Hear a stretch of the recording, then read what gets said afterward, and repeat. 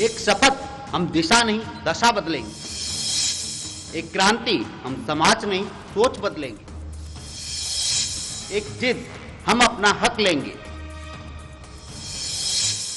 बताएंगे हम आपको अपना हक, दिलाएंगे हम आपको आपका हक। 5 बजे 5 बड़ी खबरें। नमस्कार, मैं हूं अरुण तोमर। आप देख रहे हैं साधना न्यूज। 5 बजे की 5 बड़ी खबरों में आपका स्वागत है। छत्तीसगढ़ में चुनावी साल में विपक्ष आक्रामक मोड में आ गया है। पीएम आवास योजना को लेकर बीजेपी ने कांग्रेस सरकार को घेरने की बड़ी तैयारी की है। इस मुद्दे पर बीजेपी पर 15 मार्च को विधानसभा घेराव करेगी। इसके लिए पार्टी ने बड़े स्तर पर तैयारियां की हैं। बीजेपी ने दावा किया है कि प्रदेश भर से हजारों लोग इस प्रदर्शन में शामिल होंगे। इससे पहले बीजेपी ने कांग्रेस के 71 विधायकों के घर का घेराव भी किया था। दरअसल छत्तीसगढ़ बीजेपी ने कांग्रेस सरकार पर आरोप लगाया है कि 16 लाख ग्रामीण और 4 लाख शहरी लोग आवासहीन हैं। इसको लेकर छत्तीसगढ़ में राजनीति गर्मा गई है। नेताओं के बीच जुबानी जंग जारी है। पीएम आवास को लेकर एक बार फिर एक बड़ा आंदोलन राजधानी रायपुर समेत पूरे प्रदेश भर में हमें देखने को मिलेगा। और सबसे बड़ी बात यह है, विधानसभा का घेराव कल भाजपा करने जा रही है। इसके लिए तमाम तैयारियां भी कर ली गई है। वरिष्ठ विधायक अजय चंद्राकर जी हमारे साथ मौजूद हैं और सीधे उनसे समझेंगे भी किस प्रकार की तैयारियां रहेगी। अजय जी, क्योंकि बड़ी संख्या में लोग तो तैयारी स्थल में ही खड़े हैं। तैयारी तो प्रशासन को ही करनी है। हम लोग तो सड़कों पर निकलेंगे। तो सड़क आप कल देखिएगा रायपुर में किधर किधर जाम रहेगी। सारे नेता, सारे कार्यकर्ता, सारे हितग्राही एक ही मांग है, हमारी अधिकार हमको आप दीजिए। पीएम आवास को लेकर के इससे पहले भी आप लोगों ने मांगे रखी है, सदन में भी मुद्दा उठा है। एक बार फिर सड़क पे लड़ाई हमें देखने को मिलेगी। तो ये तो भूपेश बघेल जी की जो सरकार है वो गरीब विरोधी, गरीबों से घृणा करने वाली सरकार है। गरीबों के लिए कोई योजनाएं नहीं है, गरीबी उन्मूलन के लिए कोई योजनाएं नहीं है इनके पास। रेवड़ी बांटते हैं। कांग्रेस कार्यकर्ताओं को मितान क्लब को देने के लिए पैसा है, गोठान समिति के अध्यक्ष और सदस्य को देने के लिए पैसा है, सोसाइटी अध्यक्ष को, मंडी अध्यक्ष को, इन लोगों के लिए पैसा है उनके पास। बाकी गरीब के आवास के लिए, गरीबों को सशक्त करने के लिए उनके पास न योजना है न पैसा। अच्छा, भाजपा एक आंकड़े ये रख रही है कि 16 लाख आवास अभी नहीं बने हैं। सरकार का ये कहना है कि 10 बनाने थे, हमने 8 बना लिए। मैं आपके माध्यम से फिर कहता हूं कि 16 लाख हैं, 8 लाख भाजपा के शासन में बने हैं। उनमें नैतिकता है, कौन साल में कब से लागू हुई योजना और कौन साल में छत्तीसगढ़ में कितना कितना है, सदन के पटल में रखे, प्रेस के सामने रखे, और नहीं तो आमने सामने बहस कर ले। एक अंतिम सवाल भी रहेगा अजय जी, क्योंकि आपने तैयारियों का भी जिक्र किया। इस वक्त राजधानी और ये विधानसभा क्षेत्र की ही तैयारियां दिख रही है। पुलिस प्रशासन बड़ी संख्या में मौजूद है, बैरिकेडिंग लगाई जा रही है। तो अभी से ही रोकने की प्लानिंग हो गई है क्या? वो तो डरी सहमी सरकार है ना, कुछ भी कर सकती है। आज आपने देखा ना, राजनीतिक आंदोलन में एक कार्यकर्ता को जिला बदर करने की कलेक्टर अनुशंसा कर रहा है। तो आपातकाल लगाने वाली पार्टी किसी भी सीमा तक जा सकती है। आप सामना करेंगे। आपातकाल का सामना किया तो ये कौन सी बात है? तो आपातकाल का सामना हमने किया है तो यह भी सामना हम कर लेंगे। बहरहाल पूरे संगठन के जो 35 जिले हैं, इसके कार्यकर्ता कल यानी कि 17 मार्च को राजधानी रायपुर पहुंचेंगे और पीएम आवास योजना के तहत हितग्राहियों को। आपको सीधे छत्तीसगढ़ लिए चलते, जहां रायपुर से हमारी सीनियर रिपोर्टर आकांक्षा तिवारी हमारे साथ लाइव जुड़ चुकी हैं। आकांक्षा, आपका बहुत बहुत स्वागत है। छत्तीसगढ़ में बीजेपी प्रदर्शन करने की तैयारी में है। आपने जिस तरीके से वीडियो दिखाया उसमें देखा जा सकता है बीजेपी का कहना है कि कांग्रेस कार्यकाल में जो आवास हैं वो नहीं बन पा रहे हैं। क्या ये हकीकत में ऐसा देखने को मिल रहा है वहां पर?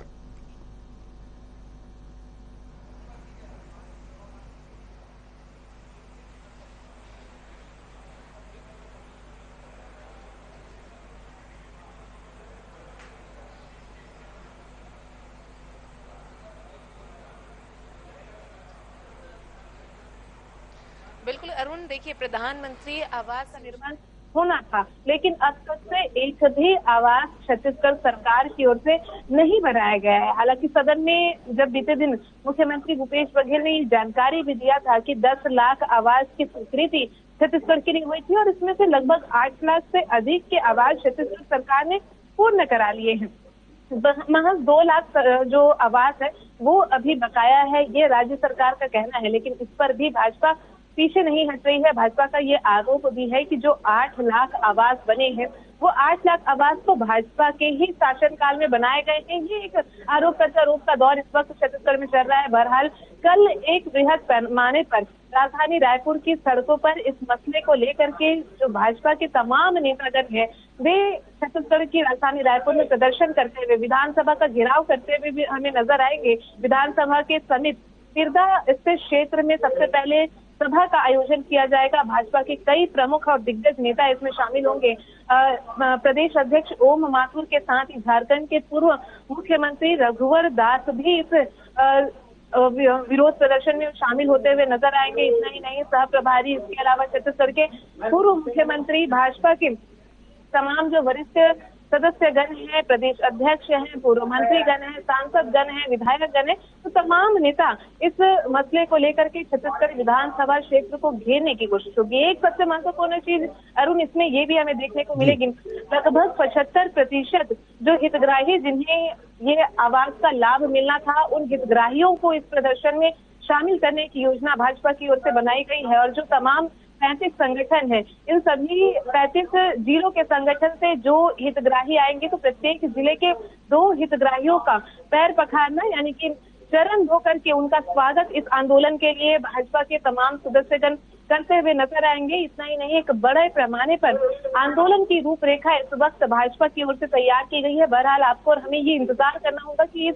आंदोलन से क्या आगामी चुनाव के मद्देनजर भाजपा को कोई फायदा हो पाता है, क्या आवास आगामी समय के लिए बन पाते हैं, ये तमाम विषय अभी भी सवालों के घेरे में है। जी आकांक्षा, जिस तरीके से तैयारी कर रही है बीजेपी, क्या लग रहा है आपको कि ये प्रदर्शन कर पाएंगे, क्योंकि प्रशासनिक तरीके से कांग्रेस उनको रोक सकती है?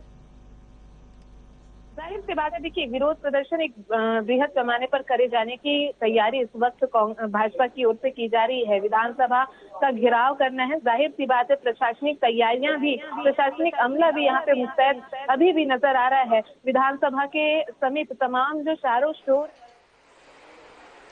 जाहिर सी बात है, देखिए विरोध प्रदर्शन एक बृहद पैमाने पर करे जाने की तैयारी इस वक्त भाजपा की ओर से की जा रही है। विधानसभा का घेराव करना है, जाहिर सी बात है प्रशासनिक तैयारियां भी, प्रशासनिक अमला भी यहाँ पे मुस्तैद अभी भी नजर आ रहा है। विधानसभा के समीप तमाम जो चारों शोर हैं, उन सभी शोरों को इस वक्त प्रशासनिक अमले ने अपनी मुस्तैदी से तमाम जो कड़क प्रावधान होते हैं, प्रबंधन होते हैं, वो कर रखे हैं। बड़ी संख्या में अभी भी जो प्रशासनिक अमला है वो इन सभी क्षेत्रों में मौजूद है। अलग अलग क्षेत्रों में बैरिकेडिंग भी की जा रही है, क्योंकि देखिए बड़ी संख्या में जो भाजपा के कार्यकर्ता हैं, अलग अलग क्षेत्रों से लोग हैं, वे इस प्रदर्शन में शामिल होने के लिए छत्तीसगढ़ की राजधानी रायपुर पहुंच रहे हैं। तो ऐसे में जाहिर सी बात है अपनी एक तैयारी प्रशासनिक अमले की ओर से की जा रही है, लेकिन दूसरी ओर भाजपा भी इन तैयारियों के मद्देनजर अपनी एक व्यवस्था यहाँ पे करने की कोशिश में लगी हुई है। जी, तमाम जानकारी के लिए आपका बहुत बहुत शुक्रिया। आकांक्षा, आपको बता दें छत्तीसगढ़ बीजेपी ने कांग्रेस सरकार पर आरोप लगाया है कि 16 लाख ग्रामीण और 4 लाख शहरी लोग आवासहीन हैं।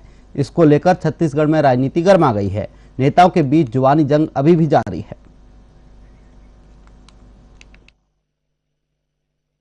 से खबर है, जब बीजेपी विरोध प्रदर्शन की तैयारी में, कल बीजेपी बड़े स्तर पर विरोध प्रदर्शन करेगी। इसको लेकर प्रशासनिक दृष्टि से भी पुख्ता इंतजाम किए गए हैं। अब देखना होगा कि कल ये प्रदर्शन किस तरीके से किया जाएगा।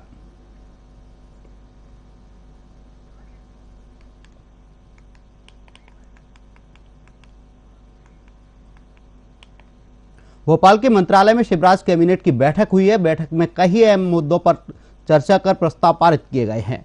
शिवराज कैबिनेट में फैसला लिया गया है कि इंदौर, ग्वालियर और धार की लोक परिसंपत्तियों का विक्रय किया जाएगा। इसके साथ ही प्रदेश के कर्मचारियों को 1 जनवरी 2023 से डीए का लाभ मिलेगा। मुख्यमंत्री शिवराज सिंह चौहान की अध्यक्षता में संपन्न हुई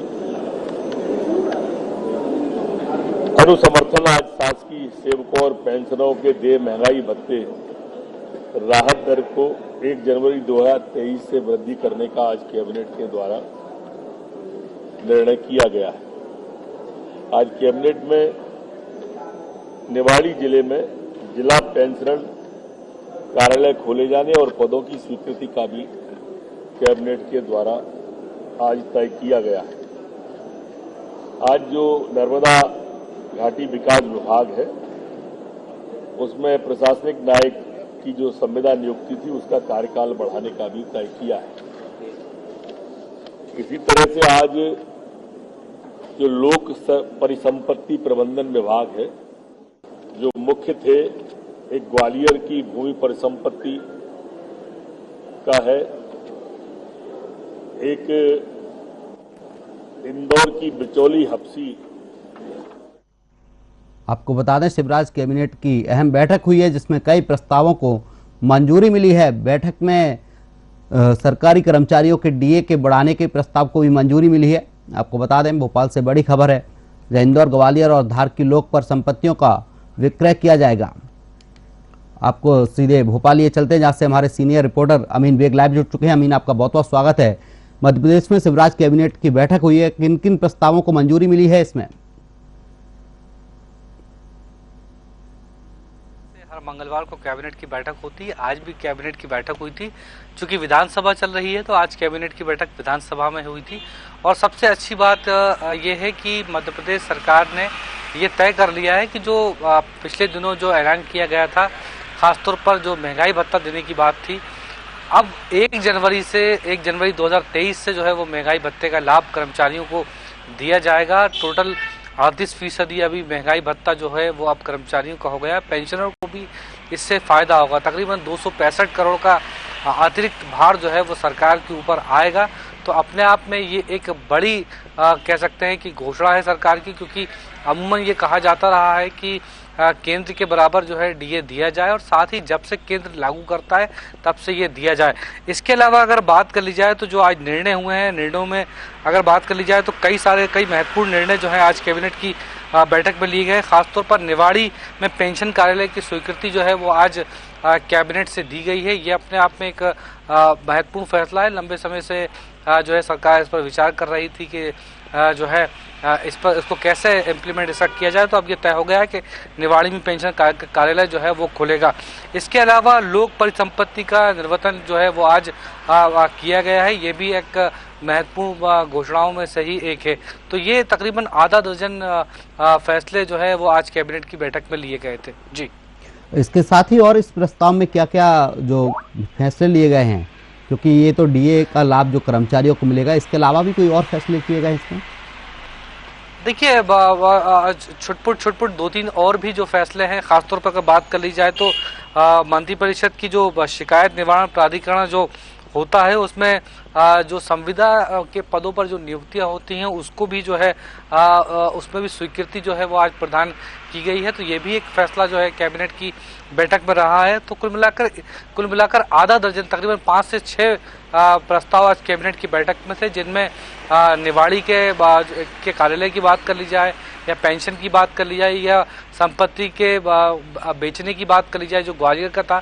इसके अलावा एक ये और फैसला था। तो कुल मिलाकर आधा दर्जन फैसले कैबिनेट की बैठक में रखे गए थे और फिर सर्वसम्मति से वो पास हो गए। जी, ये तमाम जानकारी के लिए आपका बहुत बहुत शुक्रिया अमीन। आपको बता दें भोपाल में शिवराज कैबिनेट की बैठक हुई है। बैठक में कई अहम मुद्दों पर चर्चा कर प्रस्ताव पारित किए गए हैं। शिवराज कैबिनेट में फैसला लिया गया है कि इंदौर, ग्वालियर और धार की लोक परिसंपत्तियों का विक्रय किया जाएगा। इसके साथ ही प्रदेश के कर्मचारियों को 1 जनवरी 2023 से डीए का लाभ भी मिलेगा।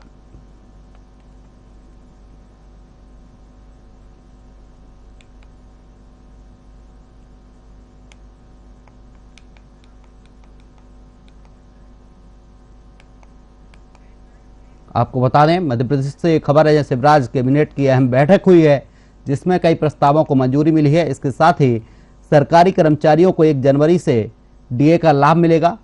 इस बैठक को सर्वसम्मति से पास किया गया है। इसके साथ ही ग्वालियर, मुरैना और निवाड़ी की परिसंपत्तियों को बेचने के मुद्दे पर भी मुहर लगी है। शिवराज कैबिनेट की अहम बैठक हुई है जिसमें कर्मचारियों को 1 जनवरी 2023 से डीए का लाभ मिलेगा। मंत्रालय में शिवराज कैबिनेट की अहम बैठक हुई है जिसमें कई प्रस्तावों को स्वीकृति मिली है। इंदौर, ग्वालियर, धार की लोक परिसंपत्तियों का विक्रय होगा और कर्मचारियों को 1 जनवरी 2023 से डीए का लाभ भी मिलेगा। शिवराज कैबिनेट की बैठक हुई है जिसमें कई प्रस्तावों को मंजूरी मिली है। 1 जनवरी 2023 से कर्मचारियों को डीए का लाभ मिलेगा।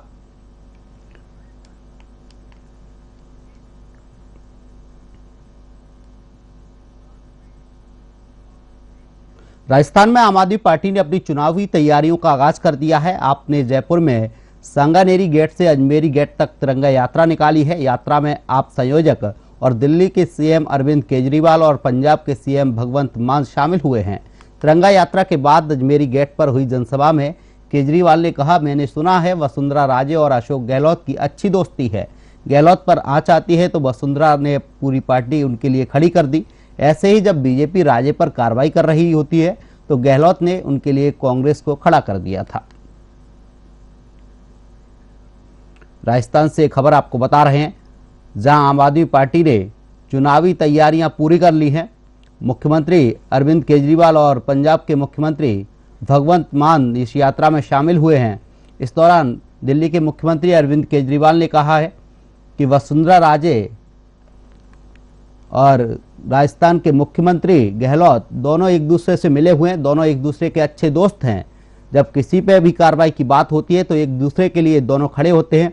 राजस्थान की जनता के साथ ये दोनों ही धोखा कर रहे हैं। राजस्थान में बीजेपी की सरकार रही, कांग्रेस की सरकार रही, लेकिन राजस्थान में विकास नहीं किया गया है। अब जनता का मूड बदल चुका है। ऐसे में जनता आम आदमी पार्टी की ओर अग्रसर है, अरविंद केजरीवाल का कहना है। आपको सीधे राजस्थान लिए चलते हैं, जहां से स्टेट हेड पूजा जोशी हमारे साथ लाइव जुड़ चुकी हैं। पूजा, आपका बहुत बहुत स्वागत है। देखा जाए कि राजस्थान में आम आदमी पार्टी भी पूरे दमखम के साथ लगी है। कितना क्या असर देखने को मिलेगा राजस्थान में इस तिरंगा यात्रा का? बिल्कुल अरुण, देखिए बीजेपी और कांग्रेस के बाद आम आदमी पार्टी भी जो है चुनावी रणनीति तैयार कर चुकी है। चुनावी समय को देखते हुए उन्होंने भी आगाज कर दिया है और इसी को लेकर कल जो है सोमवार को एक तिरंगा यात्रा निकाली गई। तिरंगा यात्रा में दिल्ली के मुख्यमंत्री अरविंद केजरीवाल और पंजाब के मुख्यमंत्री भगवंत मान वहां पहुंचे। उनके नेतृत्व में ये यात्रा निकाली गई। अजमेरी गेट से होते हुए सांगानेरी गेट से यात्रा निकाली गई और यात्रा में जनसभा को संबोधित करते हुए केजरीवाल ने कहा कि अब हमें सुनने में आया है, केजरीवाल ने ये कहा कि मुझे सुनने में आया है कि बीजेपी और कांग्रेस दोनों पार्टी मिली हुई है, ये राजनीति खुद से कर रही है और जनता को इसकी हानि हो रही है। उन्होंने कहा कि जब गहलोत पर कोई बात आती है तो वसुंधरा राजे उनकी पार्टी के साथ में उनके साथ मिल जाती है, और जब वसुंधरा राजे पर बीजेपी के वसुंधरा राजे के ऊपर कोई भी आंच आती है तो कांग्रेस पार्टी उनके साथ मिल जाती है। तो उनका सीधा सीधा यही कहना था कि सिर्फ और सिर्फ ये एक दिखावा है, चुनावी समय है, इसलिए सिर्फ चुनाव के समय के होते हुए ये लोग इस प्रकार की बातें कर रहे हैं और इस प्रकार की तंज कस रहे हैं, जबकि चुनाव के बाद में ये किसी पर कोई कार्रवाई नहीं करते। इन्होंने वीरांगनाओं की बात रखते हुए भी कहा कि सीएम अशोक गहलोत या फिर हमारे राजस्थान की सरकार को देखो जो वीरांगनाओं को बेइज्जत कर रही है, हमारे शहीदों के साथ में इस प्रकार का बिहेवियर कर रही है, व्यवहार कर रही है, जो सरासर गलत है। क्योंकि अरविंद केजरीवाल ने ये सब कहा कि यहाँ पर सिर्फ राजनीति हो रही है, आपने बराबर से बीजेपी को कांग्रेस को मौका दिया, लेकिन इस बार आम आदमी पार्टी को भी एक बार मौका देकर दीजिए। जनता के बीच उन्होंने यही मैसेज दिया कि हम बदलाव करेंगे, क्योंकि अब तक 5 साल के कार्यकाल में ना सरकार ने कुछ किया है, ना पहले बीजेपी सरकार ने कुछ किया था। सिर्फ और सिर्फ ये अपनी रोटियां सेकते हैं, इनको जनता से कोई मतलब नहीं है, इनको जनता से कोई सरोकार नहीं है, सिर्फ और सिर्फ अपने घर भरने के लिए इस प्रकार का काम करते हैं, राजनीति करते हैं। इतना ही नहीं, आपको बता दूं केजरीवाल ने कहा कि दोनों की सेटिंग है, चुनाव के समय है, इसलिए इस प्रकार की बातें रखी जा रही है। और इतना ही नहीं, पंजाब के सीएम ने भी बीजेपी और कांग्रेस पर तंज कसा। उन्होंने भी यही कहा कि अब रणनीति बदलिए। जिस प्रकार राजस्थान में 5 साल बीजेपी की सरकार, 5 साल कांग्रेस की सरकार आती है, वो अब चेंज कर दीजिए एक बार सिर्फ और सिर्फ आम आदमी पार्टी को भी आप जगह देकर देखिए। वीरांगनाओं की जब बात आई तो वीरांगनाओं के लिए भी ये कहा कि हमारे दिल्ली की बात करें तो दिल्ली में जो है केजरीवाल की ओर से वीरांगनाओं को 1 करोड़ रुपए दिए जाते हैं, लेकिन राजस्थान की सरकार क्या कर रही है? राजस्थान की सरकार जनता के साथ खिलवाड़ कर रही है, और ये खिलवाड़ तब बंद होगा जब आप इन दोनों पार्टियों को हटाएंगे, इन दोनों पार्टियों को वोट ना देकर के एक बार आम आदमी पार्टी को भी इस बार जगह देंगे। पूजा, क्या अरविंद केजरीवाल के बयान के बाद कांग्रेस या बीजेपी की तरफ से कोई पलटवार भी किया गया है? देखिए, बीजेपी या कांग्रेस की तरफ से आम आदमी पार्टी को लेकर तो फिलहाल कोई पलटवार नहीं किया गया है।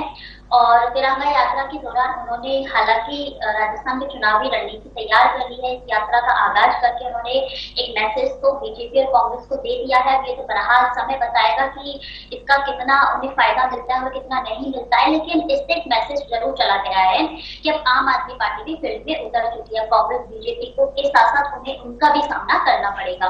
हालांकि अरविंद केजरीवाल है, उन्होंने अभी तक हालांकि राजस्थान में अभी तक कार्यकारिणी आम आदमी पार्टी की कार्यकारिणी नहीं थी, लेकिन अब उन्होंने यही कहा कि अब राजस्थान में भी आम आदमी पार्टी का एजेंडा होगा और आम आदमी पार्टी आप सभी के बीच में आएगी और ये शुरुआत तिरंगा यात्रा से हो चुकी है।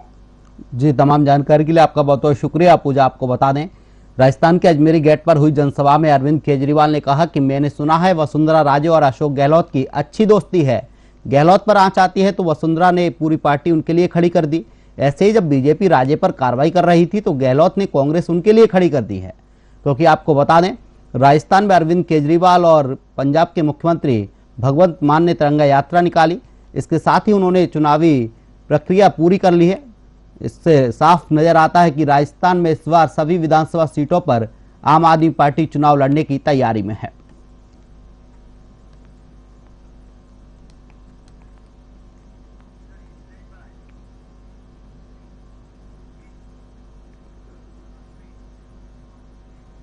उत्तर प्रदेश की योगी सरकार नवरात्रि और दुर्गा सप्तमी और भगवान श्री राम के जन्मदिन रामनवमी पर अखंड रामायण का पाठ कराएगी। सांस्कृतिक कार्यक्रमों का भी आयोजन होगा।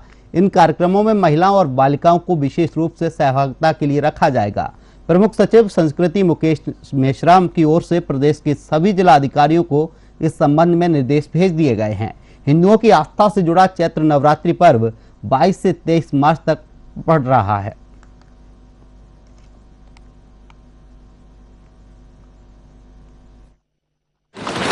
उत्तर प्रदेश के सभी 8 के 8 जनपद है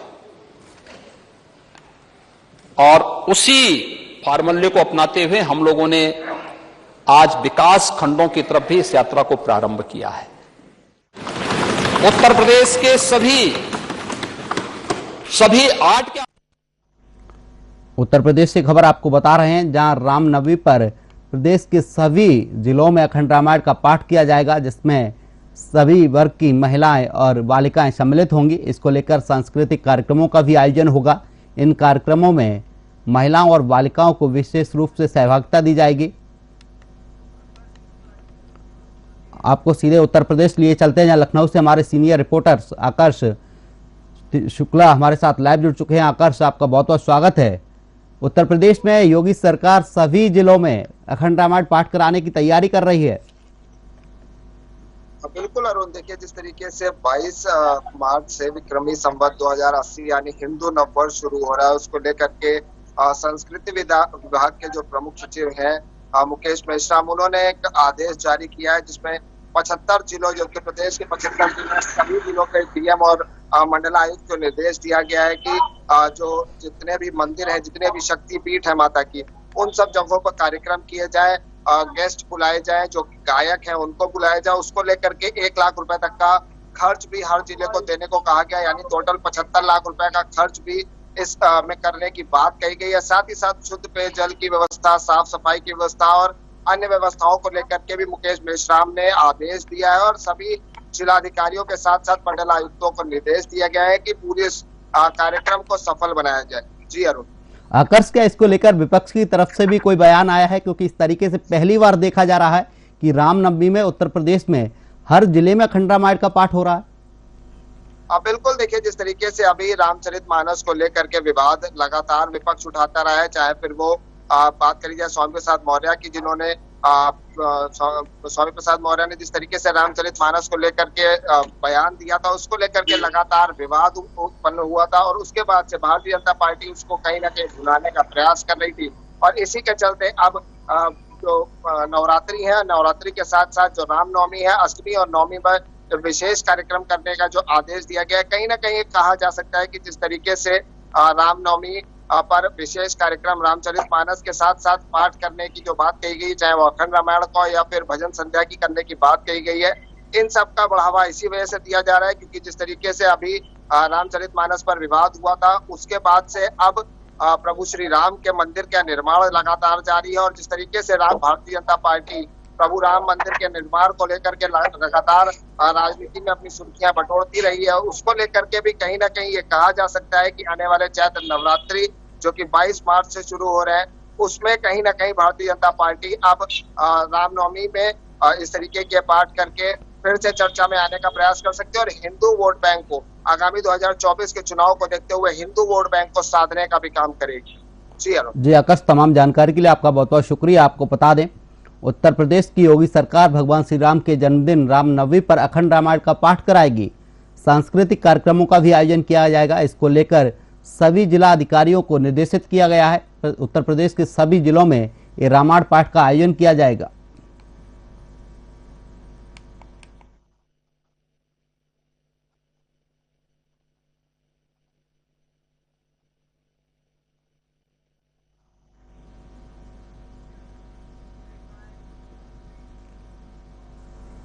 हरियाणा में ओवरलोडेड वाहनों का कहर थमने का नाम नहीं ले रहा है। मामला फरीदाबाद के पनहेड़ा खुर्द गांव का है, जहां अपने पिता के साथ सुबह घूमने निकले मासूम को ट्रैक्टर ने पीछे से टक्कर मार दी और फिर कई फुट तक घसीटता हुआ ले गया। बच्चे की मौके पर ही मौत हो गई, जिसके बाद गुस्साए ग्रामीणों ने सड़क पर जाम कर प्रदर्शन किया है। लगभग 2.5 घंटे रोड जाम रहने के बाद पुलिस अधिकारियों के मिले आश्वासन पर ग्रामीणों ने जाम को खोल दिया है। हाँ, एक लड़का है, छोटी उम्र है, जिसका नाम यश है और केस उसके फादर का नाम है। सुबह को अपने फादर के साथ घूमने के लिए जा रहा था और पीछे से एक ट्रैक्टर है ईट वाला, उसके नीचे आ गया। बड़ा बुरा हादसा हुआ है। ट्रैक्टर हमारे पास है और रोड चालू है। लगातार ग्रामीण जो है वो मांग कर रहे हैं क्योंकि ओवरलोडेड वाहन चलते हैं, नंबर प्लेट होती नहीं है, लापरवाही बढ़ी है, प्रशासन कहीं ना कहीं कोई कार्रवाई नहीं करता। देखो, इनके चालान रोज ही होते हैं, ऐसी बात नहीं, चालान होते हैं और इनका हम और ज्यादा सख्ती करेंगे। तकरीबन हर गाड़ी के ऊपर अपने खुद से बैठाकर इनका नंबर लिखवाएंगे। हरियाणा से खबर बता रहे हैं, जहां ओवरलोडेड वाहनों का कहर थमने का नाम नहीं ले रहा है। एक बार फिर ओवरलोडेड वाहन ने एक मासूम बच्चे को रौंद दिया, जिससे घटना स्थल पर ही मासूम बच्चे की मौत हो गई। आपको सीधे हरियाणा लिए चलते हैं, जहां से हमारे संवाददाता जितेंद्र बेनीवाल हमारे साथ लाइव जुड़ चुके हैं। जितेंद्र, आपका बहुत बहुत स्वागत है। हरियाणा में हो क्या रहा है, आखिर ओवरलोड वाहन पर कार्रवाई क्यों नहीं हो रही है? क्योंकि इससे पहले भी इस तरह की कई घटनाएं सामने आ चुकी हैं, कोई पहली घटना नहीं है, इससे पहले भी ऐसी कई घटनाएं देखने को मिली हैं। बिल्कुल, मैं आपको बता देता हूँ, ये फरीदाबाद के गांव पनेरा का ये सुबह का ये पूरा मामला, जहाँ एक 11 वर्षीय जो मासूम बच्चा है उसको एक ईंट से भरे ट्रैक्टर जो ओवरलोडेड उसने कुचलकर उसकी मौत हो गई। तो कहीं ना कहीं एक बड़ा हादसा है ये। जिस तरीके से बात किया जाए कि सुबह वो अपने पिताजी के साथ सैर करने के लिए जा रहा था, तो अचानक पीछे से एक जो ट्रैक्टर था ओवरलोडेड उसने पीछे टक्कर मार दी, कुछ दूर तक उसे घसीट कर ले गया। तो कहीं ना कहीं उसकी मौके पर ही मौत हो गई। तो कहीं ना कहीं ये बड़ा हादसा आज देखने को मिला है, जिससे कि पूरे गाँव में हड़कंप बचा हुआ। तो ग्रामीणों ने लगातार वहां पर रोष जताया है और कम से कम 1.5 घंटा तक रोड जाम करके सबको सड़क पर लेटा दिया। तो कहीं ना कहीं जब सूचना मिली तो पुलिस को वहां पर मौके पर पुलिस पहुंची है और लगातार गांव वाले को आश्वासन दिया है कि जो आरोपी है उसको जल्द ही गिरफ्तार करके उसको कार्रवाई की जाएगी। तो कहीं ना कहीं जिस तरीके से जब हमने पुलिस वालों से बातचीत करने की कोशिश की तो उन्होंने साफ तौर पर बताया कि यहाँ पर जो आए ईंट का भट्टा है, ईंट के भट्टे से चलते हुए यहाँ पर आए दिन ऐसे ही जो ट्रैक्टर यहाँ से जाते रहते हैं और लगातार हम उन पर कार्रवाई भी करते हैं। कि बात करें कि जिस तरीके से उनके ट्रैक्टर के नंबर प्लेट नहीं रहते हैं और नहीं नाबालिग उन पर बच्चा चलाते, उनके हम चालान भी करते हैं। तो कहीं ना कहीं इन पे सख्ताई भी पेश की जाएगी। जी जितेंद्र, क्या उस आरोपी को गिरफ्तार किया गया है जिसने इस तरीके की घटना को अंजाम दिया है? क्योंकि हादसा हुआ है, एक मासूम बच्चे को ट्रैक्टर ने रौंदा। क्या उस ट्रैक्टर चालक को गिरफ्तार किया है पुलिस ने? क्या ट्रैक्टर को अभी तक जब्त किया गया है? बिल्कुल, जिस तरीके से जब ये पूरा हादसा हुआ था तो वहाँ ग्रामीणों ने उस ट्रैक्टर का वहाँ पर सड़क जाम कर दिया था। साफ तौर पर ग्रामीणों को यही कहना था कि यहाँ पास में ईंट का भट्टा है, ईंट के भट्टे चलते आए दिन यहाँ पर ऐसा ही हादसा होते रहता है। पहले भी एक हादसा हुआ था गांव फतेहपुर में, आज फिर गांव इस पनेरा खुर्द में हुआ। तो कहीं ना कहीं पुलिस ने उसने साफ तौर पर जो ट्रैक्टर का जो चालक है और ट्रैक्टर को अपने कब्जे में ले लिया है और सख्त उस पर कार्रवाई करने की जा रही है। जी, तमाम जानकारी के लिए आपका बहुत बहुत शुक्रिया जितेंद्र। आपको बता दें, हरियाणा से खबर है, जहां ओवरलोडेड वाहनों का कहर थमने का नाम नहीं ले रहा है।